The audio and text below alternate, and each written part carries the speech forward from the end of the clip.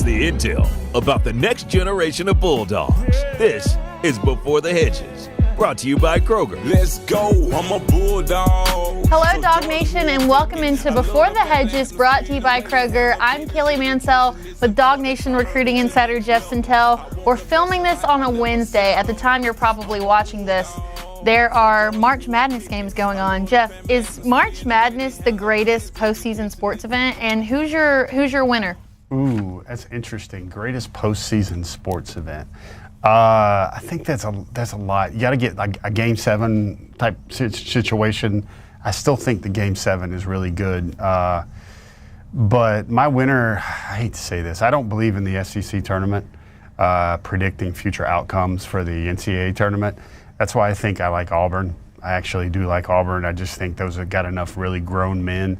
If you've played more consistent basketball over the stretch, wild card-ish with Duke, but probably the most important viewer-friendly topic we can share, Kaylee, is you got to get that pick in, folks. If you got to get your pick in, because if you don't pick the Final Four, you've got the first four, the early play-in games, then you've missed out. Yeah, you're right. I thought there was a but coming. Like, I don't believe in the SEC championship tournament winner, but yeah, I don't see it with Auburn. I see it more with Florida or Tennessee or even in Alabama. I don't see it with Auburn. Lost, the last 3 of 4? Mm-hmm. I think one of the other teams is going to be, if there's an SEC team that pulls it out, I don't think it's going to be Auburn. So which SEC team goes the deepest? Florida. Hottest team in the SEC. Just so happened they were the winner, but they're clicking at the right time. And I hate it. Better not catch Brandon Adams hearing you say that. I had to cover Eddie's ears the other day. But Florida would be my pick. Well, anyway, so enough on that. Let's talk some Georgia football. This is what we've got going on today's episode of Before the Hedges. Georgia finally has a new commit. Excited to break that down. It's been a while. It's the 3-star wide receiver, Brady Marchese, so we'll have a Dog Nation conversation with him.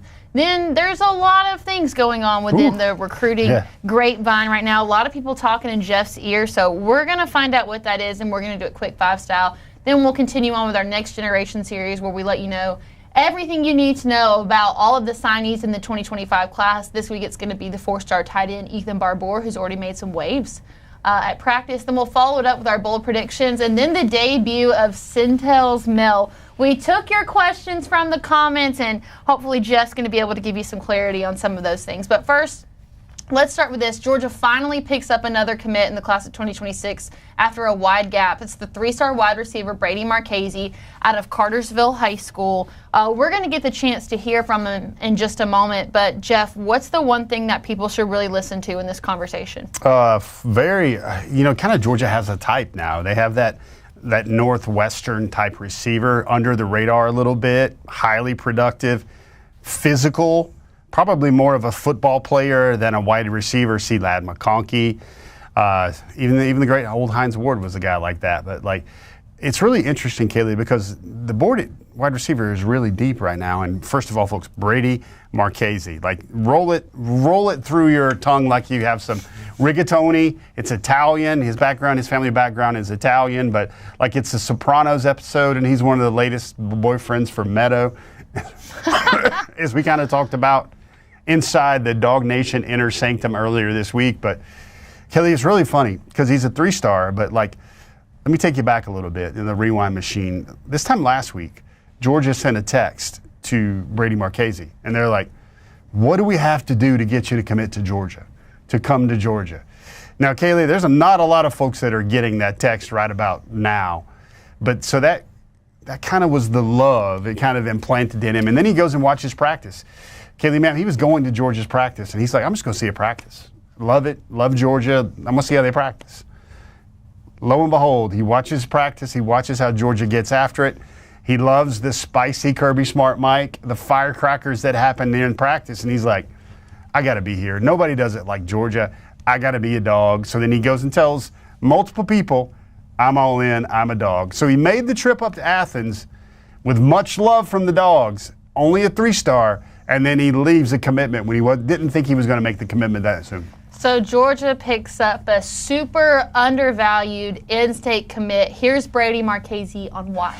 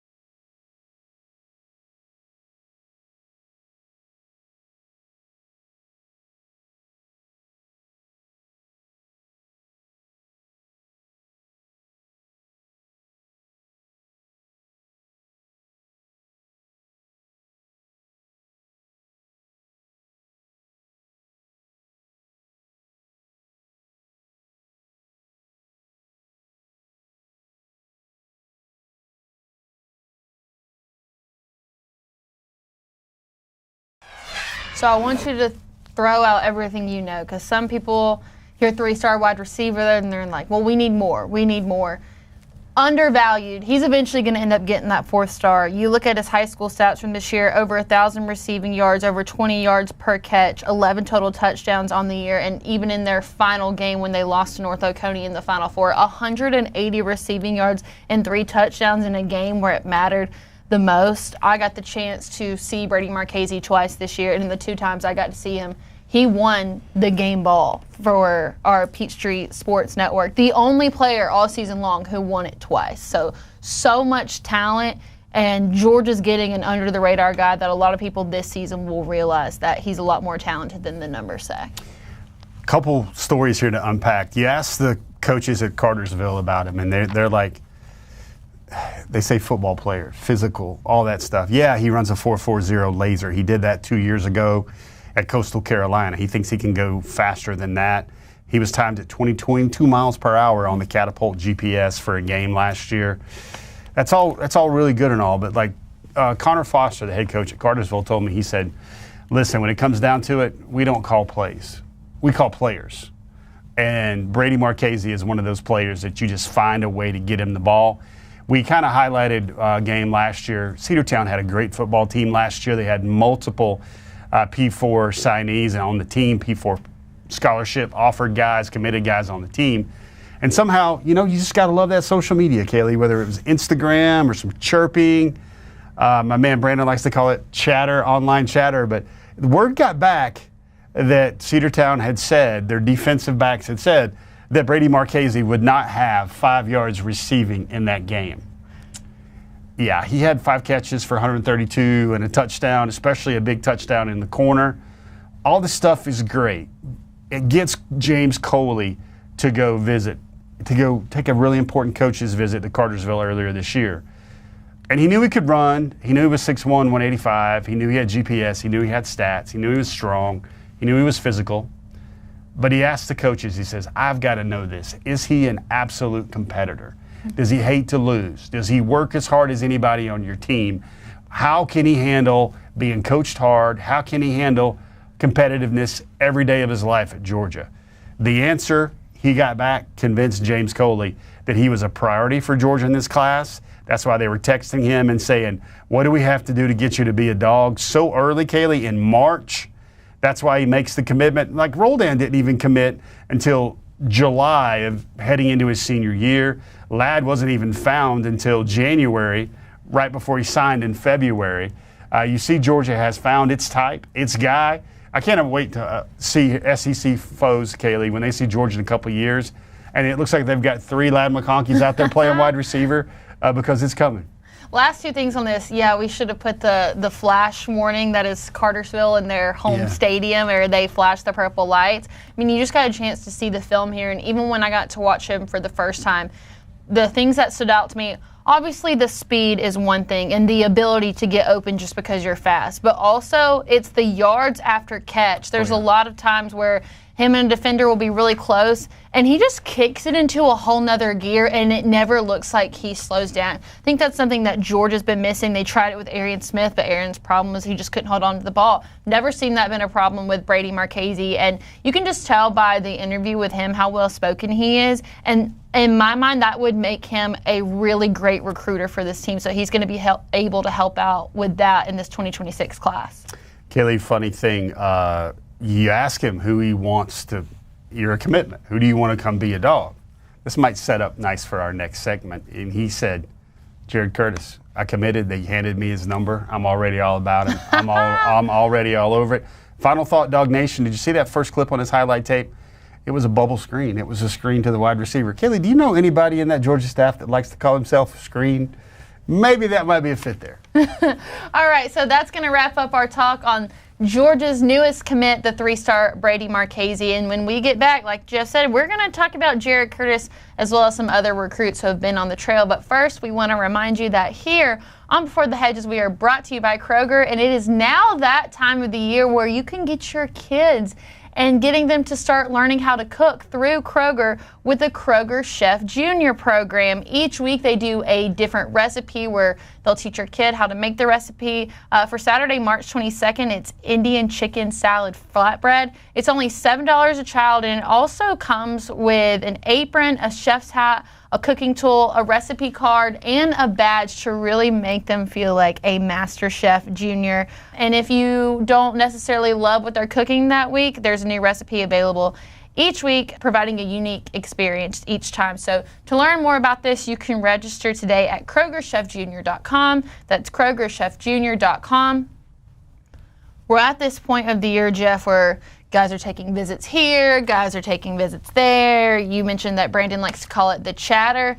There's a lot of chatter going around. I want to catch up on what you've been hearing, and we're going to do it quick five style. It's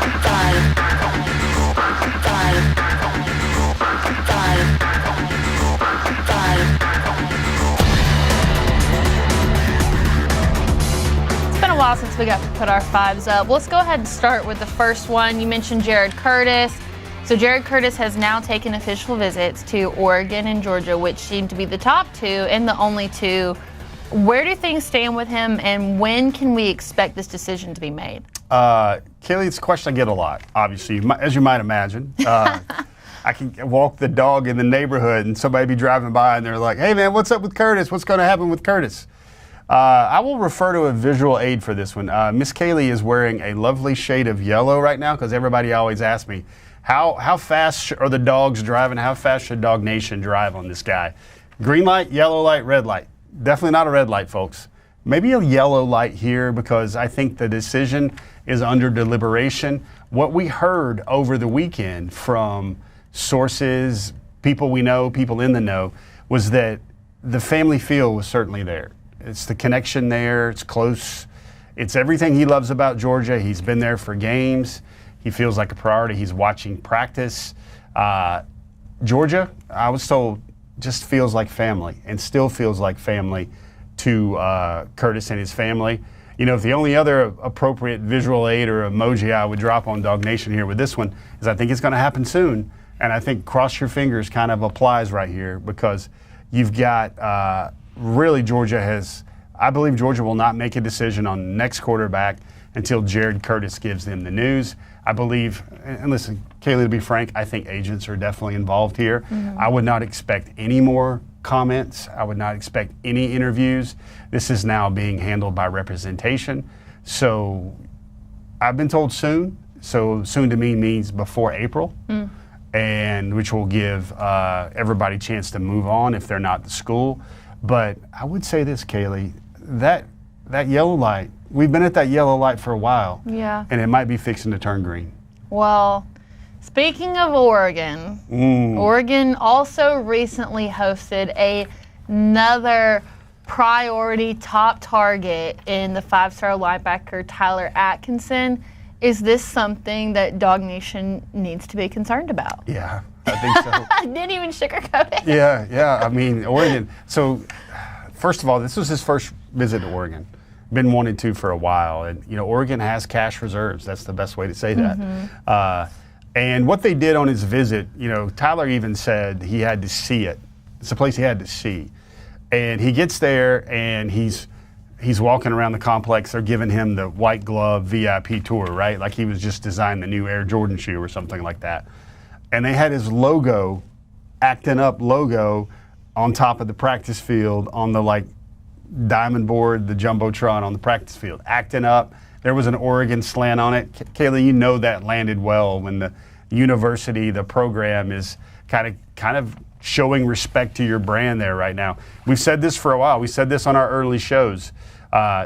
Georgia and Oregon are going to have their dukes up for a lot of players in this class.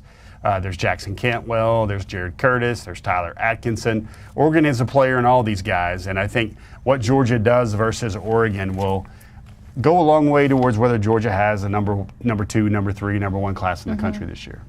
Well, we talked about a few weeks ago how the overall in-state talent at the line of scrimmage was just down this year, but one of the guys who is one of the better ones in the state, Georgia's now in the mix in. It's the 4-star edge, Dre Quinn, out of Greater Atlanta Christian. Can the Dawgs pull this off? Kaylee, this is, they call him Draco. Draco Malfoy? Yeah, he used to be a running back of all things. Now he's 6'4", 230. He's at Greater Atlanta Christian. And he was one of those guys we got a chance to speak to recently. And I finished the call saying, wow, stock way up there.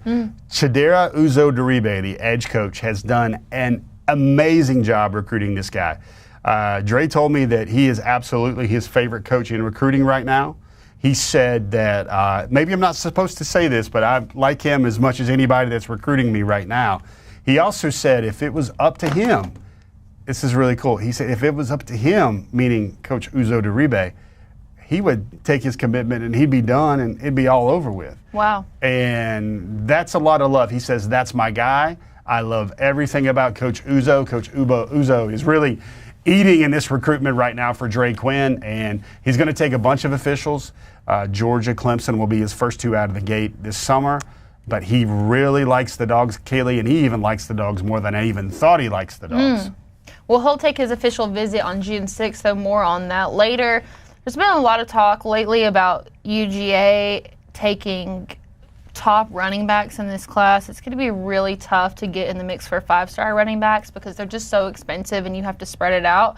But they're now in the mix for a 4-star running back who's a top 100 player. So not a 5-star running back, but still top 100 player overall. It's Javian Osborne out of Forney, Texas. Could this finally be the running back that Georgia's been looking for? I think it's interesting. He's one of those guys when you do the reporting, Kaylee, and you start talking, you're like, you come away from it thinking, wow, I know this guy like Georgia, but stock way up on this. First of all, he's from Texas, but he's not interested in Texas or Texas A&M. SMU is the school he really likes in the state of Texas.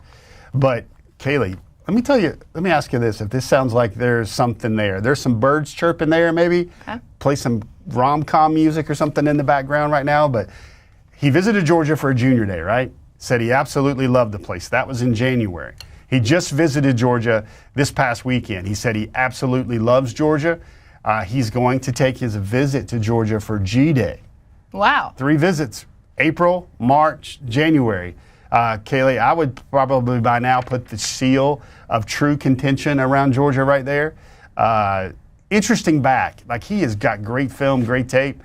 You see him, and there's a little bit of mix of Jahmyr Gibbs. There's a little bit of mix of DeAndre Swift. There's a little bit of even Maurice Jones-Drew to his game right there. And, Kaylee, this is some real love. Like, this is like Mary J. Blige, real love, like you're talking about from both Dre Quinn and Javian Osborne. There's like so much going on right now that I thought Quick 5 was the best way to get that information, get that intel in the ears of Dog Nation. Well, we've got one more left for you, and it's the 5-star cornerback, Jordan Edmonds, an in-state guy. Now, he was supposed to commit a couple weeks back, delayed that commitment. It had him crystal balled going to Alabama for the longest time, but he still hasn't made a decision. So what's the latest on him? Is Georgia really in the mix? They are, Kaylee, and it's kind of funny because number 1 corner in the country now, and he's at Sprayberry High School in Marietta. And you look at Jordan, and Jordan was a guy, he goes to the Navy All-American game in Texas as a junior. Stock goes way up, maybe like 90 to 100 slots. Now he's a top 30, top 20 overall prospect. But he was going to commit in February, and then he's got this tattoo, Kaylee. He's got 2 tattoos. One of them is of his mother's name. Always, that's going to not go wrong with that. That's going to test really well with that marketing demographic. And then he's got one that says, everything happens for a reason, good or bad. And it was really crazy. He wanted to commit, Kaylee, but there were some logistics issues. Sprayberry High School was out for break that week on his birthday. They were also doing some school construction that made it really hard for him to host the ceremony. Mama jumps in and she's like, let's just make sure we're 100. Let's just make sure we're sure about this. Now he's going to take some visits. He just visited Oklahoma. Florida was in his Final 5. They've lost all the coaches that were recruiting him. One went to the Raiders, one went to Miami. So Florida's basically out of it. Oklahoma's the other school, but it's really Georgia, Tennessee, and Auburn. He's going to visit all 3 of those schools in the next week. Mama, Janae Edmonds, told me another story. Like, she initially wasn't really sold on Georgia. She heard things, the rumors, the culture, the headlines, or whatever. And then she got to meet the staff. She got to meet Kirby Smart specifically, and it really changed her mind. Almost a total 180. She said having Kirby Smart come to their basketball game, Jordan's also an amazing basketball player, it really just showed her he's a real person. But like, he was just Kirby. There was no buffer of coaches around to kind of spearhead and steer the conversation where there was no dull gaps. That was just pure Kirby. She's like, nobody's like that. Nobody can turn it on and just have that. He was literally sitting next to me and my mother, Jordan's grandmother, and listening to us heckle the refs and just having a good time. So Kirby, Georgia, Dante Williams, the cornerbacks coach right now. I don't know if Georgia is the team to beat right now, but I know Georgia's going to have some legs in this race. How much longer is this going to stretch out? I think he's going to try to get to his official visits. Okay. And his official visit for Alabama is June the 20th. I think Tennessee is June 13th. Georgia is May the 30th, I believe. So into June, he's probably going to make his decision. Really sharp kid, though. I mean, he's one of those guys that probably the best thing I can say, the quickest way I can say it is he's a guy that is the face of the program, an SEC Media Days type guy. Jordan is really an amazing football player. He's 6'2.5", 185, great ball skills, great physicality. Somebody's going to get a good one. And for the Dawgs, if they lose him to Alabama, 5-star number one corner in the country, that's going to sting. Team leader, SEC Media Days type guy. That sounds a lot like somebody we're going to talk about here in just a moment. But before we get to that, summer vacations are coming up. We're kind of in this weird part of spring where it's warm today. It's going to be cold all next week. So start thinking about your vacations. And so there's no better time to look at somewhere like Daytona Beach. Super easy access. If you're in the state of Georgia, you can just make that drive. If you're a little bit further away, you can fly directly into the Daytona Beach International Airport. Daytona has so much more to offer than just laying by the ocean. You can kayak, you can hike, you can play golf. So many other things to do. So now's a good time to score great deals on coastal accommodations, and you can do that by visiting DaytonaBeach.com/hotel deals. That's DaytonaBeach.com/hotel deals. As a continuation of our Next Generation series, we thought it would be a good week to bring out Ethan Barbour for our Dog Nation Next Generation.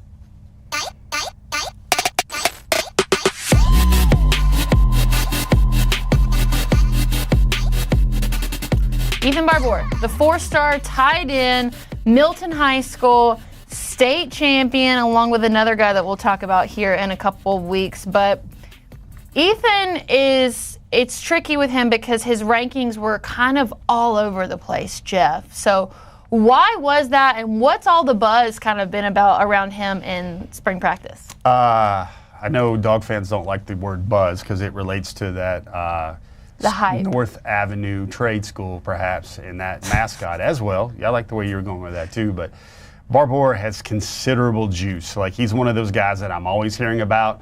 The way he practices, the physicality. Like, folks around Milton, they had a different position for him. They didn't call him a tight end because he played a lot of X receiver the whole year.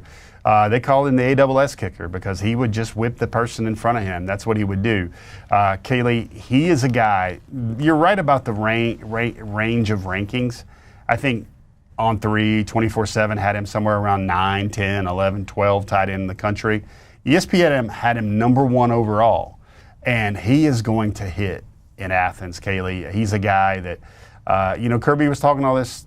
He was sharing all his thoughts this week about freshman not in shape, got to play faster, got to grow up, got to get ready. Ethan wants all that smoke, man. He is about that. He is a true alpha, and he can do, I'm going to say this, he can do all the things that Brock Bowers did for Georgia. Can he do them as well as Brock Bowers did? No. But nobody in college football history has been able to do that. But Ethan Barbour, that, hashtag throw to the tight end, Kelly, this is no joke. He could have 3 catches for 75 yards and 2 tutties against Florida, and he would be in that locker room saying, "Coach, can I see the film of that block I made on number 27 downfield that sprung my boy C.J. Wiley for a touchdown?" That is that type of kid. That is that type of demeanor. so well spoken, very, very driven young man, and he's a goal setter, and he checks off his goals. Yeah, we'll show you his player card on the screen here. Again, his rankings were kind of all over the place, but luckily the 247 Sports Composite compiles it all in together, which ultimately had him as a top 200 player. Number 9 tight end, 6'3", 235. I think about something that you were just talking about with the film. If he did this, this, and this, he could have 10 receptions for 10 touchdowns in a game, and he's still going to put those blocking highlights first, Jeff. He is, and it's funny. We talked to Todd Hartley at the Sugar Bowl, and I was like, hey, man, I knew the answer to this question because Ethan Barbour, folks, is a dog. And I was like, how's that fitting in? How's everything going with Ethan? And he's literally like telling him, he's like, hey, coach, can we meet? Can we go over film? Can we work on what was going on right there? And Todd Hartley was like, man, I love the enthusiasm. I love the vigor. But, man, you've been here 2 days. 2 days. We're not trying to get you an All-American yet, but that's the way Ethan Barbour rolls. That's the way he gets down, is he's trying to soak up and absorb and to get himself as ready as he possibly can to help Georgia. And one thing I love about Ethan Barbour is the fact that he was one of the earliest commits in the class and never strayed away. Committed to the Dawgs September 23rd, 2023. We actually have it here why Georgia was able to get in so early and be able to stay with him all that time. Here's Ethan Barbour. University of Georgia.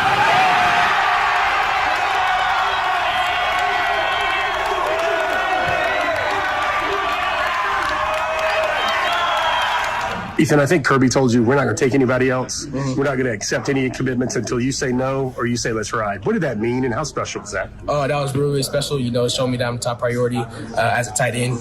It showed me that they want me and nobody else. They was going to wait until it could be December, it could be January, it could be February, it could be even the summer. They were still going to wait, see what I was going to do because I was their priority. So that was really, really special. To follow up on Jeff asked, why did you choose now to commit to Georgia? You've got a little over a year before you would sign. Why did you choose now to jump on board? I chose now, the recruiting process is speeding up now. More and more people are committing earlier, so, it's about time to lock up your spot, and you have the opportunity that you want, you're going to go and take it. This is the opportunity I wanted, so I thought I should take it now. Ethan Barbour helped recruit a lot of guys in that 2025 class. You've seen some of the film on him. You know what he's capable of. Is this a guy who can get in the mix early? I think it is. I mean, Georgia's had some great tight ends. I think this year is the year for Jaden Riddell, who basically had to learn how to play tight end, had to learn how to block. Those are not weaknesses in Ethan Barbour's game at all. Those are strengths in his game. He can play X-receiver. He made a leap playing for Milton last year. Kaylee, you were there at the state championship game where he basically took over the first half of that game. While it would look like a pinball machine or an old school Tecmo Bowl game with all those scores going up in the first half, I believe there was something like 13, 14 scores in the first half.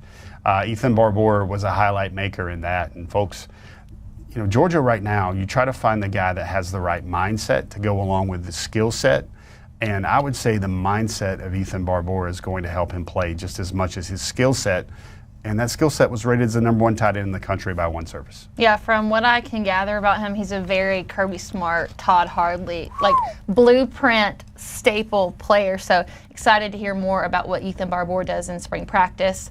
So in just a moment, we are going to continue to do our bold predictions. We've really had to start getting creative with these now, but Wednesday night, tomorrow's Thursday, March Madness starts.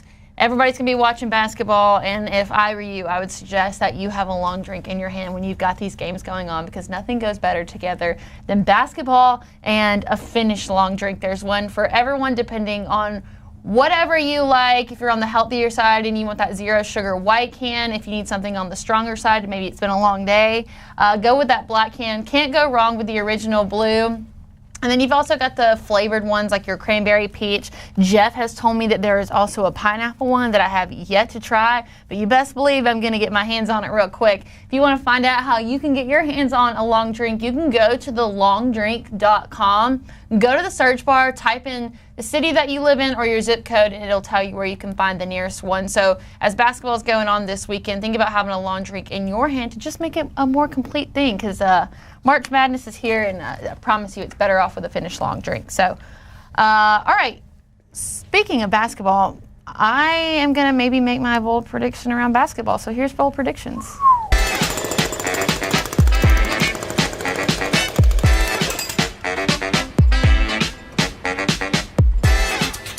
I'll just go ahead and make my point really quick.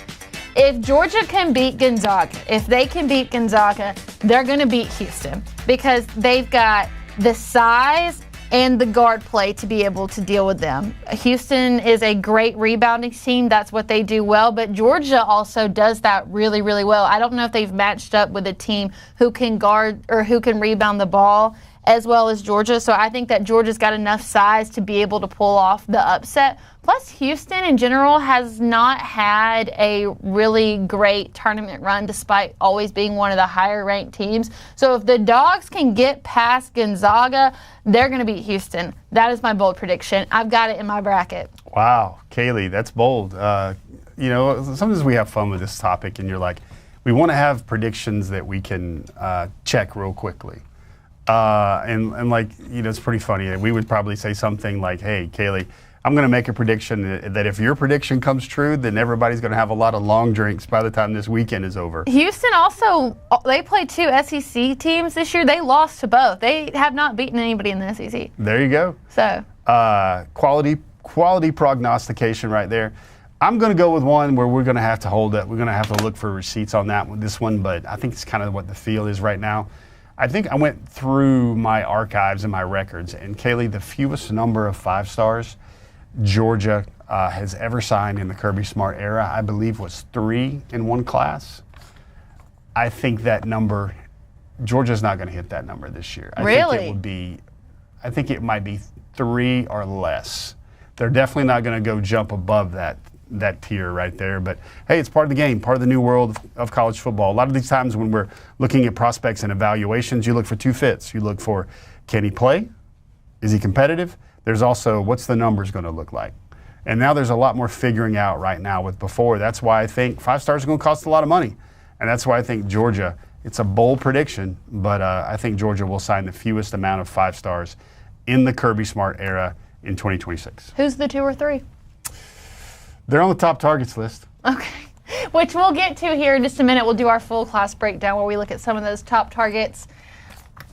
We get to do the debut of Sentell's Mail, where we get to take your questions. No more question of the week. We took some questions out of comments. That way Jeff could give answers. So if you didn't get the opportunity last week, then make sure you leave a comment under whatever platform you're watching on. So that way you can leave a question and hopefully Jeff can answer it. So we'll show you the first question on the screen here. Okay, I like this one a lot. This comes from CK Emmett Fan 7163. Says, the Oscars always give a cool swag bag to actors that get nominated. What swag do recruits get when they visit? Well, it's kind of funny. Official visits versus unofficial visits. Somehow, Kaylee, I don't know what it is, but recruits, when they visit Georgia, they end up with apparel that is no longer needed by current members of the team. They end up with some shorts. Maybe they end up with a backpack. Maybe they end up with T-shirts, hoodies, or whatever. It's funny, if you never noticed this, when you're on a game visit, Georgia likes to have their stands, the west end zone stands, full of red and black and dog gear. So they literally give Nike apparel or Georgia swag to wear during the game, because you don't want anybody that's committed to Clemson wearing a Clemson shirt or a Florida shirt, or also somebody just wearing yellow or gold or blue. Those are not the colors. So they eventually, basically they dress the part to be in the Georgia recruiting section. Other thing you see a lot of is Georgia has a lot of these wristbands, these team affinity rubber bands that say, how about them Dogs or commit to the G's? That's something that's a staple over the years. Now we're talking about swag for an official visit. I have a lot of confidence now that that's when a lot of the numbers are expressed. Hey, this is your slot. This is what we'd love to pay you. This is what our offer looks like under the new House revenue settlement. That's what's part of the swag you're going to get coming out of the official visit. You also get fed a lot. You also get the chance to also, the photo shoots only now exist, and they used to be a staple of things all the time. They only now exist on the official visit. I also think about the towels. I see players with their little towels. Yeah, the towels. I could not complete this segment. I'm glad you reminded me of it. Everybody sees this, right? Somehow, I don't know what the order looks like for the University of Georgia, but every time we cover a game and there's a high school prospect and they were in Georgia gloves, these young folks, kids, they have like the coat of many colors, Joseph from the Old Testament or whatever. They've got literally gloves from all 110 Power 4 teams. Some of them do. Some of them have a collection. Then they go on Instagram and try to sell them through the DMs for anybody that wants them. But gloves are another thing that people usually always end up with, especially skill guys. I always look for that too. All right, next question for Sentell's Mail.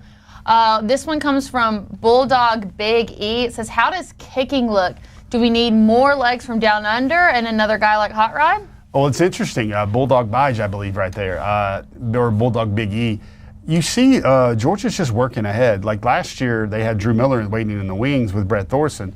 Brett Thorson gets injured, can't work out, comes back for another year. So they've got the number one punter from 2024 just kind of chilling, who will return for another year. So that they've already got Thorson's hierarchy succession plan. For those that are watching that show, they've got it figured out. And they also took in, Peyton Woodring's got one more year. And Peyton, I believe, could go pro after his junior season. He may stay 4 years because that's something that kickers do. But they've already taken some five-star walk-ons in the past because Georgia, what they're trying to do is they're trying to make sure that they not only have Peyton Woodring's accurate kicking leg, but they also have a really strong field goal kickoff combo, kickoff guy combo, like a kickoff specialist. Because what Georgia wants to do more than anything, we think of that Notre Dame contest in the Sugar Bowl.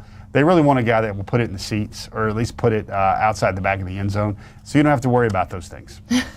All right, last question for Sentell's Mail. This one revolves around position groups. So what are the two can't-miss position groups for 2026 that aren't QBs? This comes from Jordan Harris, 4698. The immediate one that comes to my mind is running back.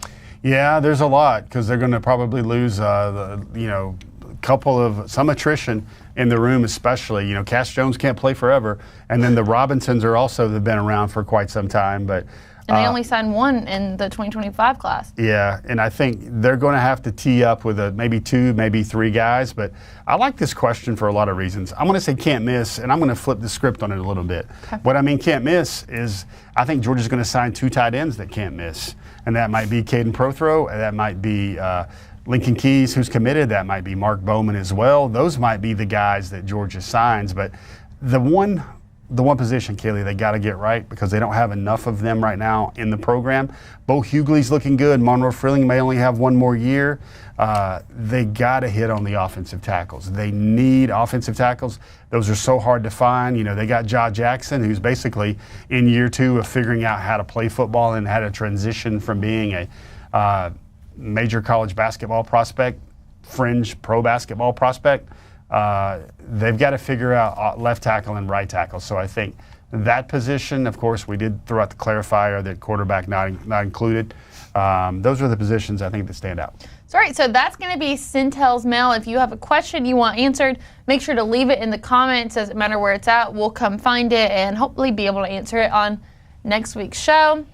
Now we'll move on to our class breakdown, which I'm excited for because we finally have another name added to the offense. So on the offensive side of the ball for the class of 2026, not only do you have the 4-star Vance Spafford, but you also get the 3-star Brady Marchese. So now 3 offensive commits when you include the 4-star tight end Lincoln Keys. On the defensive side of the ball, still the same. You've got the 3-star defensive lineman, Sevin Cloud, who's coming from JUCO, the 4-star cornerback, Jontavius Wyman, and the 4-star safety, Zach Fort. Then you move on to the class snapshot, where you now have 6 commits, which takes Georgia from the number 22 class to the number 17. So they move up 5 spots, and now Georgia, the state of Georgia, officially leads again with 2 in-state commits. It's no longer a 5-way tie. Georgia has the most. Let's move on to our top targets because there is some movement on the list this year.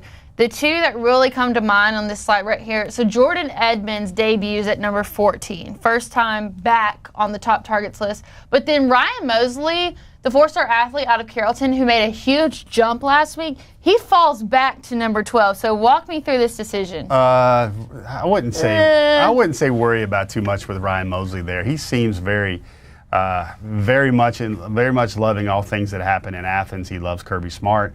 I think there's more names that are showing up in the middle of this that kind of bump things down a little bit. Jordan Edmonds, like I said, I'm acknowledging that I think Alabama is probably still the team to beat, but I think Georgia is kind of gaining now. Are they gaining like Usain Bolt? Or are they gaining like Brock Bowers catching that pass against UAB his freshman year? We'll see on that one. But there's something there. He's the number one corner in the country, and he's also a state of Georgia kid, so I think there's something there. Also, Jordan told me, pretty cool, him and his mom both told me that they named his top 5 and set his top 5 without any discussions of NIL whatsoever. So, and Mama said, Janae Edmonds, really nice lady to talk to, she said that we realize that the money doesn't need to come right away. If he becomes what he wants to be in this game, the money will be there. I like that. That's what we like to hear. All right, we'll move on to our next page of top targets for the class of 2026. So we spoke about Dre Quinn earlier. So now he comes on the list at number 10. Makes a huge jump. Haven't seen him before. Then, of course, you've got a pair of running back duos in Carson Baker at number 8 and Jay Lamar, the running back out of Moultrie, at number 7. So now that we have talked about a different running back, I mean, does that mean that guys like Carson Baker and Jay Lamar are just completely out? No, I don't think so. But I think what it is they become more expensive. Carson Baker is a guy, Kaylee, that he's running track. He ran a 10.63 at 6'1", 205, 206 pounds. So that's getting to be amazing speed for a 200-pound running back. Interesting stuff on Jay Lamar. Jay Lamar knows he wants to commit in July. Like, there's a date floating around for July the 4th. He's not certain about that yet. There's been some reporting on that. I asked him, and he's like, yeah, kind of in that area. I don't know if I'm sold on July 4th, because obviously nobody would be able to be at my school because they would be off. But something to monitor there. Like I said, Georgia might very well take 3 running backs. Georgia just offered a really great running back out of Sequoia High School as well, who's a Georgia legacy as well. So Georgia's really kicking the tires on a lot of guys right now. All right, and so now taking a look at our top 5 for the top targets. Number 5, you've got Kamari Brooks, the defensive end out of Bogart. 5-star offensive tackle Jackson Cantwell. Look, you've got Jackson Cantwell, Jared Curtis, Mark Bowman, and Tyler Atkinson, and it's all Georgia and Oregon for these guys. It's a lot. Mark Bowman, now there's a lot of love for Bowman from USC now. USC is trying to pull that flip of Spafford from the Dawgs, and USC's got this new campaign slogan, and I'm going to use that exactly the way I would say that, where they're trying to keep the best in California home, and that means Vance Spafford, that means Mark Bowman. I still find it very odd that USC saw Vance Spafford play 2 or 3 years of high school football in their state, and they couldn't think to offer him until maybe January or February of this year, when he was already committed to the Georgia Bulldogs across the country right there. But this is where it gets hard, Kaylee. You asked me that question about the 5-stars. Well, Curtis, Atkinson, Bowman, Cantwell, Prothro. It's going to be very tough for Georgia to get more than 3 or 4 of those guys. All right, now let's take a look at our just off the list. Got a couple pages for you. So the 5-star athlete, Derek Cooper, he comes down from top targets to just off the list. Is it a matter of it's just too expensive? I think it's going to become that way, but there's also hometown. There's also running back fit, and he goes to Miami a lot. I think I see him staying in the state, but also there's going to be some significant compensation there as well. And even as good as Derek Cooper is, it's the same thing we could say about Savion Hyder, the other 5-star running back. Is Georgia's going to use allocation of his resources here? I think they're going to spend quarterback, they're going to spend for one specific certain linebacker, and they're going to spend for offensive tackles in this class. So we've got a lot of wide receivers. 4 out of the 5 guys on this page are wide receivers. How many more wide receivers do you think Georgia's going to take? Well, I think they're doing their diligence in terms of they don't know. Some might say it's like Vance Spafford insurance, but there's really a lot of guys they like. They really like Craig Dandridge at Milton. They like Kayvon Concearo at Houston County, another big receiver type. Coley likes to spread out his guys. I think if you look at the official visit spread, Coley likes to only have like 1 or 2 receivers on his board for all of the official visit weekends, and that's how he's able to spread it out. Davion Brown, they call him Fat Rat. He's coming back to Georgia this weekend as well. We'll move on to our next page of just off the list. We've got the 4-star quarterback Landon Duckworth, which looks like it could be one of those options where if Jared Curtis does ultimately decide that he's going to choose Oregon, then Georgia might go all in on a quarterback like Duckworth. Out of Jackson, Alabama, and then you've got the brother of Minka Fitzpatrick, which is Justice Fitzpatrick, the 4-star DB out of Fort Lauderdale. Will we see any other quarterbacks come up on this list at any point? Well, Dog fans would probably want me to put the name Bo Bentley on this list. That's the guy we've been talking about a while, I think is the guy that's, maybe he's not rated like Jared Curtis, but he's a heck of a football player, and he's ready to play right away pretty early in the SEC. He's supposed to visit Georgia over the next 5 days, so that's when you want to see what goes after that, because Bentley is trending to Oklahoma right now. He just took a visit to LSU, and you look at these receivers and you wonder, what does the Brady Marchese situation do? Is Bubba Frazier a duplication of skill set there? Like, we shall wait and see on that one. All right, moving on to our next page of just off the list. So, Brock Harris, who has kind of been on just the list and then top targets and has come back. Now, he technically wouldn't play until 2027. Is that the sole reason that he comes on to just off the list, or is there anybody else in the mix? Kelly, that's a good question. I just think he's complicated because Georgia's maybe try to get Bowman. They're going to try and get Prothro. They're going to try and keep Lincoln Keys, who they really love, and they're going to get 4 out of 3 of the 4 top tight ends in the country. Really hard to do, but as we've reported, Brock Harris is going to go on his Latter-day Saints mission after his football season this fall, and that would probably make him more legitimately a class of 2027 prospect. I think right there, when I was trying to look at names and trying to get a guy like Dre Quinn on there and Jordan Edmonds on there, the priority part of this matrix, this equation, kind of hit me in the head right there, and it's like, probably don't need 4 tight ends inside the top targets right now at this time. It's really no discredit to the juice, I think, about how Georgia feels about Brock and how Brock and his family feel about Georgia.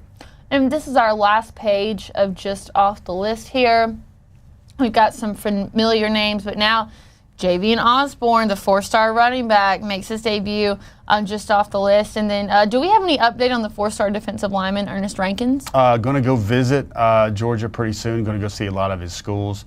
Kaylee is one of those guys that Georgia absolutely has to probably win in state because of the scarcity of premium elite DLs in this class. Braden Rouse, another guy out of Kell High School, he's going to visit Georgia again real soon for a spring practice visit as well. All right, and that's going to wrap up our just off the list. Before we wrap things up, do you have any last piece of intelligence for us? Yeah. I mean, I saw something really cool. I was visiting Brady Marchese this week, the recent commitment. And one thing I like to do is I like to ask the coaches. I do this thing. I say, like, okay, tell me somewhere, and it's kind of just trying to keep things in the family, but tell me somewhere I need to go eat, and bonus points if they sponsor your football program. So he told me 2 places in Cartersville. He told me, I don't know if this is pluggable, but I think Brandon's Book of Rules would probably allow it. There's one place in downtown Cartersville I went to go eat, and there was a thing next to the register that had, if you're hungry and you cannot afford to pay for your meal, these meals are paid for. And they were like, those old school receipts from a diner, that little thing that comes like on the back of it, looks like a steno pad. It moved me. So like they were like 3 or 4 bills for like $10 there. Like if somebody was hungry, they just go pull one of those tabs and they go have themselves some bacon and eggs or some sausage and biscuit or a pork tenderloin biscuit or whatever. And I just think in this world, that's just, there's great to see places and businesses that are still all about that. And if you guys are in downtown Cartersville, you know what I'm talking about. I would encourage you to join me in extending that tradition. Yeah, and on top of that, the food is actually incredible, very old school diner-like. So I thought that was a great message from you, Jeff. With that, that's going to wrap up today's episode of Before the Hedges. Thanks for joining us, and we'll see you right back here next Wednesday at 7 o'clock.